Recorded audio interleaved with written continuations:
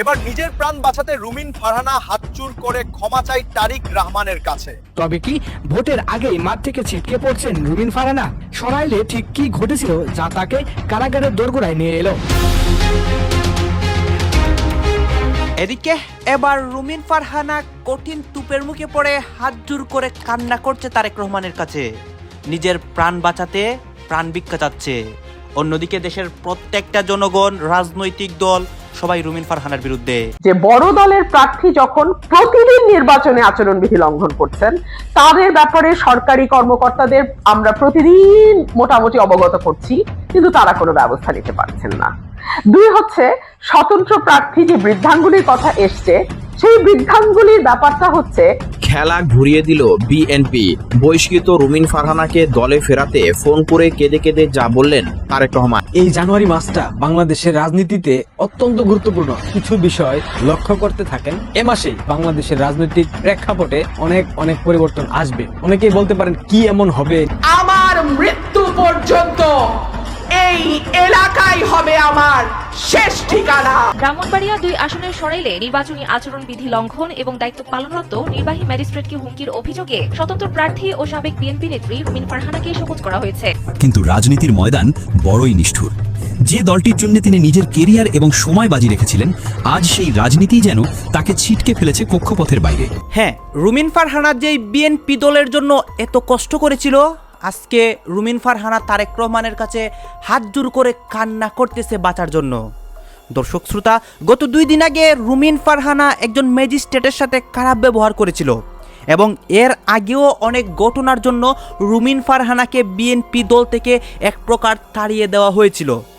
আর আজকে দেখতে পারি নতুন ঘটনা ঘটে রুমিন ফারহানার সাথে এক প্রকার গ্রেপ্তার হয়েছে।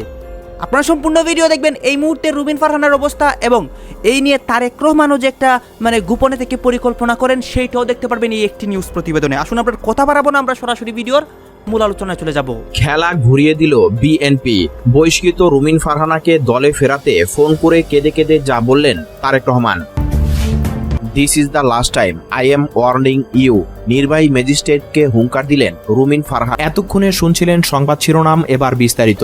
বিএনপি থেকে বহিষ্কৃত ব্যারিস্টার রুমিন ফারহানাকে দলে পুনরায় ফিরিয়ে আনার জন্য ফোন করে আবেগ আপ্লুত হয়ে পড়েছেন দলের চেয়ারপারসন তারেক রহমান। সূত্রের খবর অনুযায়ী কথোপকথনের এক পর্যায়ে তিনি কেঁদে কেঁদে রুমিন ফারহানাকে অনুরোধ করেন দলে ফিরে আসার জন্য। এই ঘটনা দলের অভ্যন্তরীণ রাজনীতিতে নতুন মাত্রা যোগ করেছে। জানা গেছে, গতকাল রাতে তারেক রহমান ব্যারিস্টার রুমিন ফারহানার সঙ্গে দীর্ঘ ফোনালাপ করেন। কথোপকথনের শুরুতে তিনি দলের বর্তমান পরিস্থিতি, নির্বাচনোত্তর রাজনৈতিক প্রেক্ষাপট এবং বিএনপির ভবিষ্যৎ পরিকল্পনা নিয়ে আলোচনা করেন। কিন্তু আলোচনা যখন রুমিন ফারহানার বহিষ্কারাদেশ ও তার স্বতন্ত্র প্রার্থিতার দিকে যায়, তখন তারেক রহমানের কণ্ঠস্বর ভারী হয়ে ওঠে। সূত্রমতে তিনি বলেন, রুমিন, তুমি আমাদের দলের একজন গুরুত্বপূর্ণ অংশ। তোমার মতো তরুণ, শিক্ষিত ও সাহসী নেতৃত্ব আমাদের খুব দরকার। বহিষ্কারের সিদ্ধান্তটা ছিল দলীয় শৃঙ্খলা রক্ষার জন্য, কিন্তু এখন আমি বুঝতে পারছি সেটা ভুল হয়েছে। কথোপকথনের মাঝামাঝি সময়ে তারেক রহমান নাকি আবেগপ্রবণ হয়ে পড়েন। তিনি কেঁদে কেঁদে বলেন, তোমার সঙ্গে যা হয়েছে তার জন্য আমি নিজেকে দোষী মনে করি। দলের অনেক কঠিন সিদ্ধান্ত নিতে হয়, কিন্তু তোমার মতো একজনকে হারানো আমাদের জন্য বড় ক্ষতি। প্লিজ ফিরে এসো। আমি তোমাকে দলের গুরুত্বপূর্ণ পদে দেখতে চাই। তোমার অবদান ছাড়া বিএনপি অসম্পূর্ণ। এ সময় তার কণ্ঠে কান্নার আভাস স্পষ্ট ছিল বলে জানিয়েছেন কথোপকথনের সঙ্গে সংশ্লিষ্ট একাধিক সূত্র। এদিকে ব্যারিস্টার রুমিন ফারহানা এই ফোনালাপের পর সাংবাদিকদের সঙ্গে সংক্ষিপ্ত আলাপে বলেন, দল থেকে বহিষ্কারের পর আমি নতুন পথ বেছে নিয়েছি। জনগণের ভোটে আমি এখন তাদের প্রতিনিধিত্ব করছি। তারেক ভাইয়ের ফোন পেয়ে আমি অবাক হয়েছি। তিনি অনেক আবেগ দেখিয়েছেন, কিন্তু আমার সিদ্ধান্ত এখনো অটল। আমি আমার এলাকার মানুষের সঙ্গে থাকব। মন্ত্রিত্ব বা অন্য কোনো প্রলোভন আমাকে দল ছাড়া করতে পারবে না। উল্লেখ্য, 2025 সালের 30 ডিসেম্বর বিএনপি রুমিন ফারহানা সহ 9 জন নেতাকে দল থেকে বহিষ্কার করে। কারণ হিসেবে উল্লেখ করা হয় দলীয় সিদ্ধান্ত অমান্য করে স্বতন্ত্র প্রার্থী হওয়া এবং সাংগঠনিক শৃঙ্খলা ভঙ্গ। ব্রাহ্মণবাড়িয়া 2 আসনে জোট শরিককে আসন ছেড়ে দেওয়া সত্ত্বেও রুমিন ফারহানা স্বতন্ত্রভাবে নির্বাচনে অংশ নেন। বহিষ্কারের পর তিনি বলেছিলেন, এটা আমার জীবনে নতুন অধ্যায়ের শুরু। রাজনৈতিক বিশ্লেষকরা মনে করছেন, তারেক রহমানের এই আবেগপ্রবণ ফোনালাপ দলের অভ্যন্তরীণ ঐক্য পুনরুদ্ধারের চেষ্টা হিসেবে দেখা যেতে পারে। সাম্প্রতিক সময় বিএনপিতে বহিষ্কৃত কয়েকজন নেতাকে দলে ফিরিয়ে নেওয়ার প্রক্রিয়া শুরু হয়েছে। বগুড়া সহ বিভিন্ন জেলায় এমন উদাহরণ রয়েছে। তবে রুমিন ফারহানার মতো প্রভাবশালী ও জনপ্রিয় নেত্রীকে ফিরিয়ে আনা দলের জন্য বড় চ্যালেঞ্জ। একদিকে দলের হাইকমান্ড মনে করছে রুমিন ফারহানার মতো তরুণ নেতৃত্ব ফিরে এলে দলের ভাবমূর্তি উজ্জ্বল হবে এবং নারী নেতৃত্বের প্রতিনিধিত্ব বাড়বে।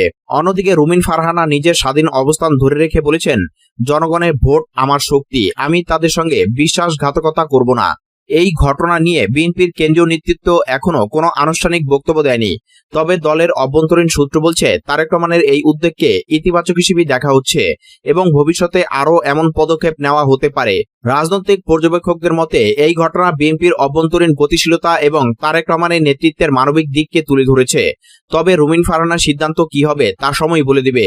ব্যারিস্টার রুমিন ফারহানার সঙ্গে তারেক রহমানের আবেগপ্রবণ ফোনালাপ বিএনপির অভ্যন্তরীণ রাজনীতিতে নতুন আলোড়ন সৃষ্টি করেছে। একদিকে দলের হাইকমান্ড বহিষ্কৃত নেতাদের ফিরিয়ে আনার মাধ্যমে ঐক্য পুনরুদ্ধারের চেষ্টা করছে, অন্যদিকে রুমিন ফারহানা জনগণের ভোটের প্রতি অটল আস্থা প্রকাশ করে দলের প্রস্তাব প্রত্যাখ্যান করেছেন। ইউনূস সাহেব 24 ঘন্টাও তার দপ্তরের দাপ্তরিক চিঠির গোপনীয়তা রক্ষা করতে পারেন নাই। উনি কি করে নির্বাচনের মতো এত বড় একটি দায়িত্ব পালন করবেন? খুব অবাক হয়ে লক্ষ্য করলাম দুপুরের পর থেকে আমাদের সরাইলের ওনার একটা চিঠি, দাপ্তরিক চিঠি ফেসবুকে ভেসে বেড়াচ্ছে। সন্ধ্যা নাগাদ এই চিঠিটি বিভিন্ন পত্রিকা তাদের অনলাইন যে পোর্টালগুলো আছে সেই পোর্টালে ছাপিয়েছে। দেখি ইউনূস সাহেব সেই চিঠিতে কি লিখেছেন। উনি লিখেছেন, উপর্যুক্ত বিষয়ের আলোকে সদয় অবগতি ও প্রয়োজনীয় ব্যবস্থা গ্রহণের নিমিত্তে জানানো যাচ্ছে যে অদ্য 17/1/2026 ইংরেজি তারিখ সরাইল উপজেলার নোয়াগাঁও ইউনিয়নের ইসলামাবাদ নামক স্থানে ত্রয়োদশ জাতীয় সংসদ নির্বাচন 244 ব্রাহ্মণবাড়িয়া 2 আসনের স্বতন্ত্র প্রার্থী জনাব রুমিন ফারহানা বিশাল প্যান্ডেলে জনসমাবেশ আয়োজন করে নির্বাচনী প্রচারণা করেন, যা নির্বাচন আচরণ বিধিমালা 2025-এর 18 ধারা লঙ্ঘন। তাৎক্ষণিকভাবে এই সমাবেশ ভেঙে দেওয়া হয় এবং উক্ত অপরাধের জন্য জুয়েল মিয়া নামক এক ব্যক্তিকে 40,000 টাকা অর্থদণ্ড প্রদান করা হয়। মোবাইল কোর্ট পরিচালনা করেন জনাব শাহরিয়ার হাসান খান, সহকারী কমিশনার ও বিজ্ঞ এক্সিকিউটিভ ম্যাজিস্ট্রেট, জেলা প্রশাসকের কার্যালয়, ব্রাহ্মণবাড়িয়া। উল্লেখ্য যে এ সময় স্বতন্ত্র প্রার্থী জনাব রুমিন ফারহানা বিজ্ঞ এক্সিকিউটিভ ম্যাজিস্ট্রেটকে আক্রমণাত্মকভাবে বারবার বৃদ্ধাঙ্গুলি প্রদর্শন ও আঙ্গুল উঁচিয়ে বিভিন্ন রকম হুমকি ধামকি প্রদর্শন করেন। তিনি আক্রমণাত্মকভাবে ইংরেজিতে ওয়ার্নিং দিয়ে বলতে থাকেন, this is the last time I am warning you, I will not listen to this. আপনি পারলে থামায় দেন, আজকে ভদ্রতা দেখাচ্ছি, নেক্সট টাইম কিন্তু এই ভদ্রতা করব না। আপনাদেরকে এইরকম দেখায়, আক্রমণাত্মকভাবে বৃদ্ধাঙ্গুলি দেখান, খোঁজ নেন। প্রশাসনে বসে আছেন, খোঁজ নেন। তার সাথে থাকা জনৈক ব্যক্তি বৃদ্ধাঙ্গুলি দেখিয়ে বলেন, বুইড়া আঙ্গুল দেখায়, আপনারা কিচ্ছু করতে পারেন না। এক পর্যায়ে তিনি ও তার সাথে থাকা ওই ব্যক্তি উপস্থিত জনতাকে দেখিয়ে হুমকি প্রদান করতে থাকেন এবং জনগণকে খেপিয়ে তুলে মব সৃষ্টি করেন এবং বলতে থাকেন, আজকে আমি আঙ্গুল তুলে বলে গেলাম, আমার এই মানুষ এইখান থেকে বাইর হতে পারবেন না। তার এই চিঠি সোশ্যাল মিডিয়াতে একদিনের মধ্যে ভাইরাল হয়ে গেছে। শুধু সোশ্যাল মিডিয়া না, গণমাধ্যমগুলো, আঞ্চলিক যে গণমাধ্যমগুলো আছে আমার ব্রাহ্মণবাড়িয়ায়, বিশেষ করে সরাইল আশুগঞ্জ বেসড যে গণমাধ্যম, তারাও এই চিঠিটিকে নিয়ে নিউজ করছেন। বড় বিপদে পড়তে যাচ্ছেন ব্যারিস্টার রুমিন ফারহানা। নির্বাহী ম্যাজিস্ট্রেটকে প্রকাশ্য অপমান এবং হুমকি দেওয়ার ঘটনায় কেবল জরিমানা নয়, এবার গ্রেপ্তার হতে পারেন আলোচিত এই নেত্রী। প্রশাসনের উচ্চ পর্যায় থেকে সবুজ সংকেত মেলায় যে কোনো সময় অ্যাকশনে যেতে পারে আইন শৃঙ্খলা বাহিনী। শুধু গ্রেপ্তারে নয়, নির্বাচনী আচরণবিধি এবং সরকারি কাজে বাধা দেওয়ার অপরাধে তার প্রার্থিতা বাতিলের জোরালো সম্ভাবনা দেখা দিয়েছে। তবে কি ভোটের আগেই মাঠ থেকে ছিটকে পড়ছেন রুমিন ফারহানা? সরাইলে ঠিক কি ঘটেছিল যা তাকে কারাগারের দোরগোড়ায় নিয়ে এলো? বিস্তারিত থাকছে আমাদের আজকের বিশেষ প্রতিবেদনে। দর্শক, ঘটনাটি গত শনিবারের। ব্রাহ্মণবাড়িয়া 2 আসনের স্বতন্ত্র প্রার্থী ব্যারিস্টার রুমিন ফারহানা যখন সরাইলের ইসলামাবাদ এলাকায় নির্বাচনী প্রচারণা চালাচ্ছিলেন, তখন সেখানে বিধিভঙ্গের দায়ে উপস্থিত হন নির্বাহী ম্যাজিস্ট্রেট শাহরিয়ার হাসান খান। আইন অনুযায়ী জরিমানা করায় ক্ষিপ্ত হয়ে ওঠেন রুমিন ফারহানা। ভিডিওতে দেখা যায় তিনি ম্যাজিস্ট্রেটের দিকে তেড়ে গিয়ে বলেন, আমি রুমিন ফারহানা, আমার কোনো দল লাগে না, আমি যদি না বলি আপনি এখান থেকে বের হতে পারবেন না স্যার, মাথায় রাখবেন। প্রকাশ্যে একজন বিচারিক ক্ষমতা সম্পন্ন কর্মকর্তাকে বৃদ্ধাঙ্গুলি দেখানো এবং কানে ধরে রাখার মতো দৃঢ়তাপূর্ণ মন্তব্যে স্তম্ভিত পুরো প্রশাসন। বিশেষজ্ঞরা বলছেন এটি কেবল অভদ্রতা নয়, বরং দণ্ডবিধির 186 এবং 189 ধারা অনুযায়ী সরকারি কর্মচারীর কাজে বাধা এবং ভীতি প্রদর্শনের শামিল। কেন গ্রেপ্তার হতে পারেন রুমিন ফারহানা? আইনের বিশ্লেষকরা বলছেন সরকারি কাজে বাধা দেওয়া এবং একজন ম্যাজিস্ট্রেটকে জনসম্মুখে প্রাণনাশের হুমকি বা অবরুদ্ধ করার হুমকি দেওয়া একটি জামিন অযোগ্য অপরাধ হতে পারে। জেলা প্রশাসন থেকে পাঠানো প্রতিবেদনে বলা হয়েছে রুমিন ফারহানার আচরণে মাঠ পর্যায়ের কর্মকর্তাদের মনোবল ভেঙে পড়েছে। স্বরাষ্ট্র মন্ত্রণালয় এবং নির্বাচন কমিশনকে পাঠানো এই চিঠিতে কঠোর আইনি পদক্ষেপের সুপারিশ করা হয়েছে। সূত্র বলছে পুলিশ প্রশাসন ইতিমধ্যেই রুমিন ফারহানার গতিবিধির ওপর নজর রাখা শুরু করেছে। যে কোনো সময় তাকে হেফাজতে নেওয়া হতে পারে। সবচেয়ে বড় ধাক্কাটি আসতে পারে নির্বাচন কমিশন থেকে। গণপ্রতিনিধিত্ব আদেশ বা আরপিও অনুযায়ী যদি কোনো প্রার্থী প্রশাসনের কর্মকর্তাদের সাথে এমন আচরণ করেন এবং তার বিরুদ্ধে ফৌজদারি মামলা হয়, তবে কমিশন তার প্রার্থিতা বাতিলের ক্ষমতা রাখে। ইতিমধ্যেই নির্বাচন কমিশনের কড়া হুঁশিয়ারি এসেছে, বেশি বাড়াবাড়ি করলে নির্বাচন থেকে আজীবনের জন্য নিষিদ্ধ হতে পারেন রুমিন ফারহানা। যদি গ্রেপ্তার হয়ে তিনি দণ্ডিত হন, তবে সংবিধানের 66 অনুচ্ছেদ অনুযায়ী তার নির্বাচনী স্বপ্ন সেখানেই শেষ হয়ে যাবে। সরাইল ও আশুগঞ্জের সাধারণ ভোটারদের মধ্যে বিরাজ করছে মিশ্র প্রতিক্রিয়া। অনেকেই বলছেন আইন প্রণেতা হতে চাওয়া মানুষের এমন আইন অমান্য করা দুঃখজনক। অন্যদিকে তার সমর্থকরা দাবি করছেন এটি রাজনৈতিক ষড়যন্ত্র। তবে এলাকায় থমথমে অবস্থা বিরাজ করছে এবং অতিরিক্ত পুলিশ মোতায়েন করা হয়েছে। তো দর্শক, ব্যারিস্টার রুমিন ফারহানা কি পারবেন এই আইনি জটিলতা কাটিয়ে নির্বাচনে ফিরতে? কি মনে হয় যে নির্বাচনটা কি আসলে আগামী ফেব্রুয়ারিতে হবে? বাংলাদেশের অনেক রাজনৈতিক বিশ্লেষক বা রাজনৈতিক দলগুলো মনে মনে একটু সন্দেহ যে আগামী ফেব্রুয়ারিতে যেই জাতীয় নির্বাচন হওয়ার কথা, এই নির্বাচনটা কি আদৌ ফেব্রুয়ারিতে হবে? নির্বাচনের আগে কি এমন করে নতুন কোনো কাহিনী তৈরি হতে পারে যেখান থেকে নির্বাচন পিছিয়ে যেতে পারে? পরিস্থিতি দেখে কিন্তু এখন এমনই মনে হচ্ছে গতকালকে নির্বাচনে যাবে কিনা এটা এখন চিন্তা ভাবনা করছে এনসিপি। এমন বক্তব্য যখন আসিফ মাহমুদ দিয়েছে, এনসিপির অ্যালাইন কার সাথে?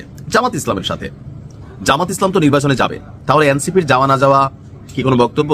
কেউ কেউ বলছেন এই এনসিপি তো বরাবরই জামাতের বি টিম, সেই প্রথম থেকে জুলাই আন্দোলনের মাস্টারমাইন্ড, এগুলো অন্যদের উপর ক্রেডিট যাইতে পারে, বাট মেইন খেলোয়াড়টা ছিল জামাত। তো সেখান থেকে এই দলটা বা এনসিপি যতগুলা আন্দোলন ডক্টর ইউনূস থেকে টেকনিক্যালি আদায় করছে, ফোর্স করার কাজ লাগছে, জামাত পিঠে হাত রাখা লাগছে। সেই জন্য জামাতের একজন আমির বলছিল বাপের থেকে বড় হইয়া না জন্ম হইয়াই, কারণ তোমরা তো জন্ম দিছি আমি, মানে জামাত জন্ম দিছে, এটা তো বাস্তবতা।